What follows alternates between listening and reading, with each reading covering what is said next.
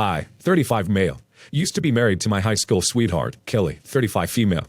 We got married after undergrad, and overall, I would say that we were really happy. The biggest conflict that I would say we had was the topic of children. Not the idea of actually having them, but when.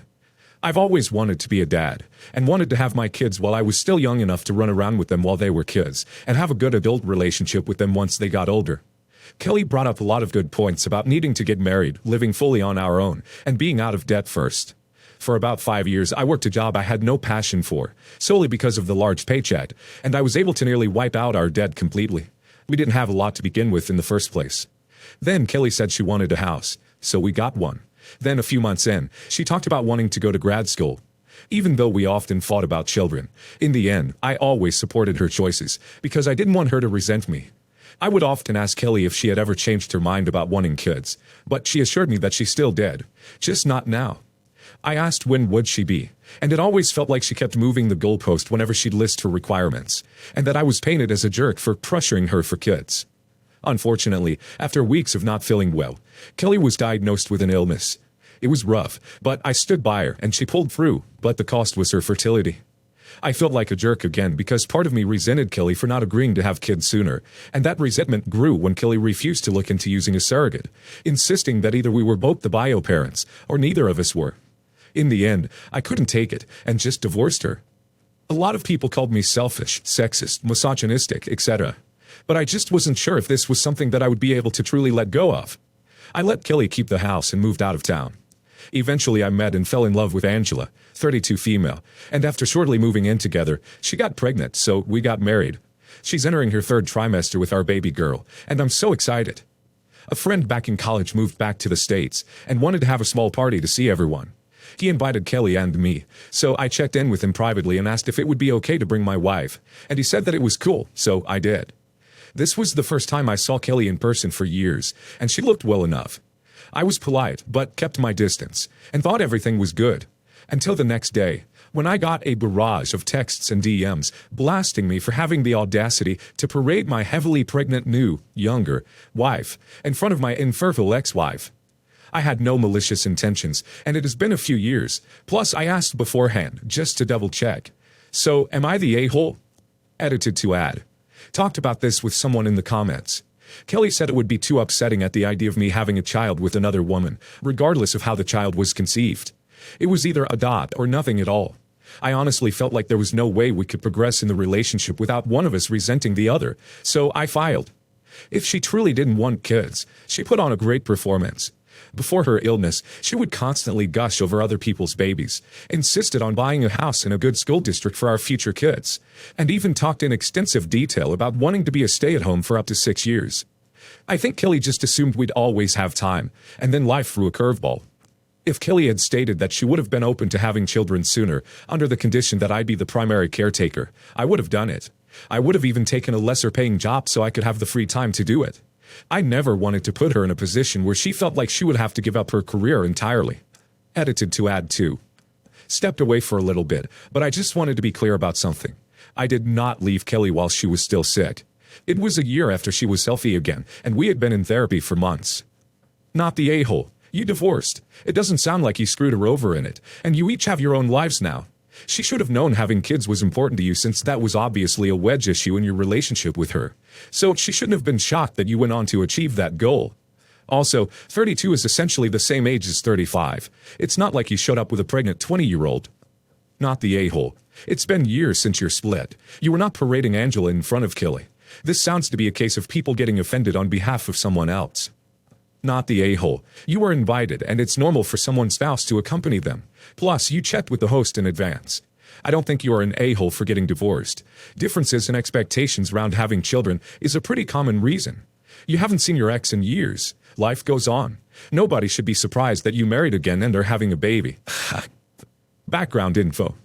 It was my, 32 female, dad's 70th birthday last week. For it, my parents decided to rent out some cabins and invite me and my siblings and our families. My dad is Scottish, so the cabins he rented were up in the Cairngorms. We all live fairly far apart. My boyfriend and I live in London. One of my brothers and his family, and my sister and her family live in Edinburgh. And my other older brother and his wife live in Florida. They are both English, though. The way the trip worked out, my brother that lives in the USA was in Edinburgh for work the week before, so he decided to just make his way up from there. My brother's wife, I'll call her Killy, flew over to London last Thursday night and asked if she could grab a ride up with me. We set off at 6 a.m. last Friday to try to beat some of the London traffic and get out of the city before it gets too mad. It's about a 10-hour drive. Immediately she was complaining. Firstly, it was because London was too polluted.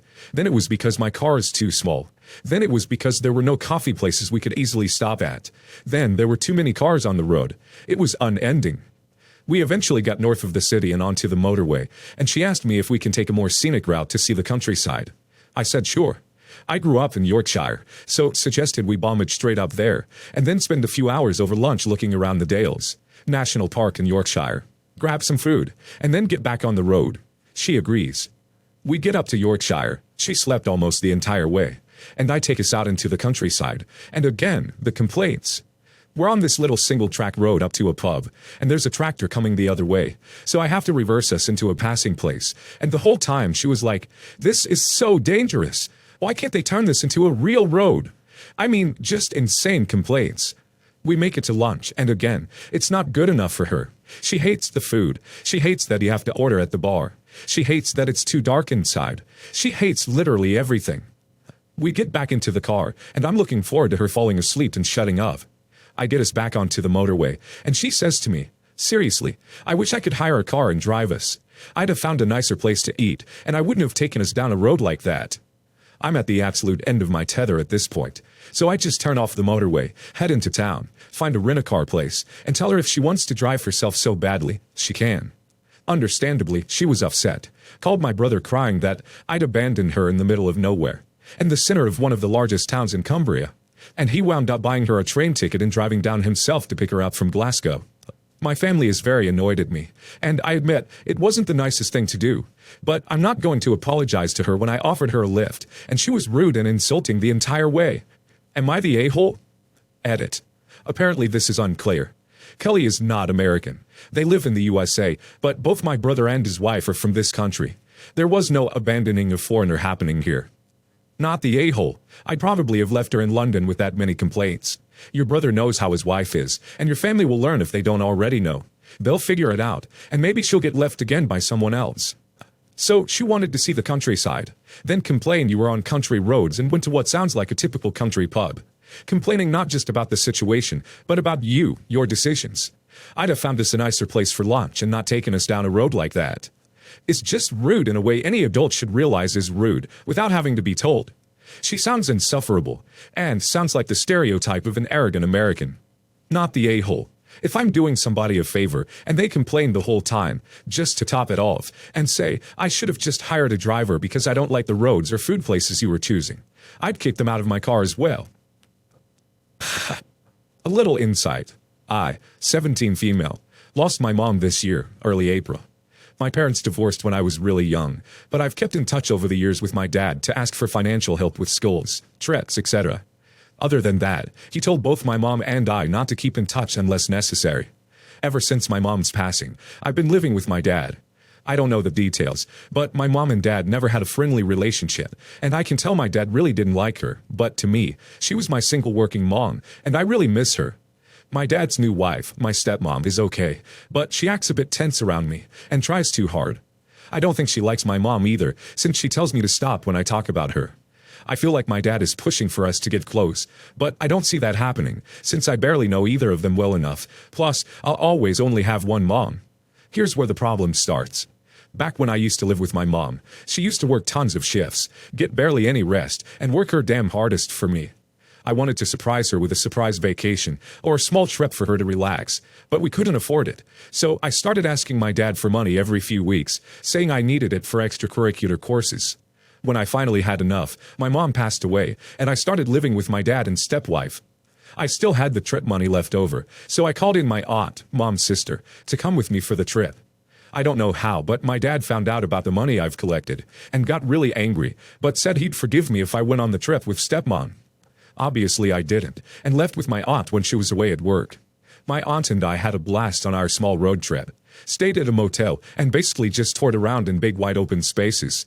As a city child, I had a lot of fun in the countryside. When I came back, Dad was really mad and took away all my devices and grounded me, calling me an a-hole for not choosing to go with stepmom and using his money like a thief. I know what I did with lying about my courses and taking his money was wrong, but was it wrong of me to go with my aunt? She really reminds me of my mom, and I miss her so much. My dad, his wife, and extended family found out, and are all calling me a petty thief and a liar. My stepmom has started ignoring me in the house too, and everyone keeps telling me to apologize, but I don't see where I did wrong with going with my aunt, who I feel closer to. Not the a-hole. While the way you went about getting the money to finance the trip was not exactly kosher, you had every right to decide who to take with you. You chose to take someone you know and love, someone who is a close connection to your mother. The fact that you aren't close with your father, stepmother, is their own fault. He was the one who chose to only support you financially and not emotionally, so he has only himself to blame. Is there a way for you to get out of their house? Could you live with your aunt? They're emotionally aggressive and isolating you because you didn't cower to their demands, and that is not okay. It could get worse. Everyone sucks here. Your dad sounds a little bit authoritarian, so good luck. But you shouldn't have lied about the reason why you need the money, and his reasoning probably is that he gave you the money for a specific reason, and he can determine what that reason is now since you lied about it. He could have even told you to give the money back. Everyone sucks here. Yeah, your dad sucks for trying to force a relationship with you and your stepmother. You suck for lying to him. You could have done chores and get the money, and not need to lie to him and act like a thief. He gave you the money for one thing, not the other. Next time try doing chores. Update. Although my previous post was judged and the final verdict given was not the a-hole, I recognize my mistake and have since apologized to both dad and stepmom. Right now I'm working on paying them back through chores and helping around the house, and I'm getting there slowly. The total amount I took from my dad was $150, by the way. I got the money for lying because our city was in lockdown at the time, and I couldn't get any jobs even if I wanted to. Plus, allowance was out of the question. Regarding child support, I don't know if my dad was paying it or not since my mom told me not to talk about financial issues and stuff. Probably not to worry me. But I do know we didn't exactly live the high life. There was barely much to eat and my mom worked multiple jobs. We lived paycheck to paycheck. My dad is much better off financially. Stepmom has finally stopped ignoring me, but doesn't make much convo. I've tried asking my dad why his relationship with my mom was so bad, and he said they had a forced marriage and not to talk about her, since it would upset stepmom and that she's currently pregnant. To be honest, I'm just really tired and miss my mom. My 15 female parents divorced when I was 6. They remained amicable, and both of them got married when I was 9. My stepdad is a sweet guy, pretty rough on the outside, but a total cinnamon roll on the inside. He has an older son, 17 male, that I see as my big brother, and my stepsister 15. My dad, on the other hand, married a not-so-kind woman, with 3 daughters, 23, 18, and 13, that I barely know. I live primarily with my mom since I like the family environment way more. I love my dad, but to be honest, being in his house is awful. He spends a lot of time with his stepdaughter, 13, and I'm okay with that. But when it's my time with him, she's always around, and he forces her presence in every activity I want to do with him. Movies, she's to come. Fishing, she's to come. Camping, she's to come. They make me feel like the third wheel in my own time with my father, and it's honestly exhausting. I've been trying to get him to do things with only me, but he always says that she's his daughter as much as I am, and that it's not fair. The last straw was last Sunday. My mom and stepdad made a small birthday party for me. I told my dad since August, and I made him promise that it'll just be him attending, that none of his daughters and wife were invited, because it was my party, and I didn't want them there. He fought at first, of course, but said okay, and I honestly believed him. However, around 3 p.m., he shows up with his stepdaughter on his hand, and I lost it. I took him aside and asked why was she here, and he said that she's his daughter, and wherever he goes, she comes with, and I couldn't help but to start to cry. I guess he felt bad and realized what he did, but it was too late. My stepdad came, and after telling him what happened, he asked my dad to leave. He looked at me, I guess waiting for me to tell him no, but I just hugged my stepdad and he left. I'm thinking about stopping the visits and telling the court that I want to be with my mom and my stepdad, because it's obvious that for my actual dad, I'm not the one who comes first. Not the a-hole. Your dad's hugely off base here, especially since he spends a lot of one-on-one time with his stepdaughter. He's just trying to either double up his time spent with his kids, or foster some sort of bond between the two of you. You are not a priority in his life, which is heartbreaking, but you don't need to keep giving him opportunities to inflict that pain. If you decide to ask for less time with him, don't feel guilty about it. He's done everything in his power to show you exactly how much he cares. Not the a-hole. And go ahead and tell all of that to the court if that is what you want. You asked something very simple of him, and he refused to respect your wishes.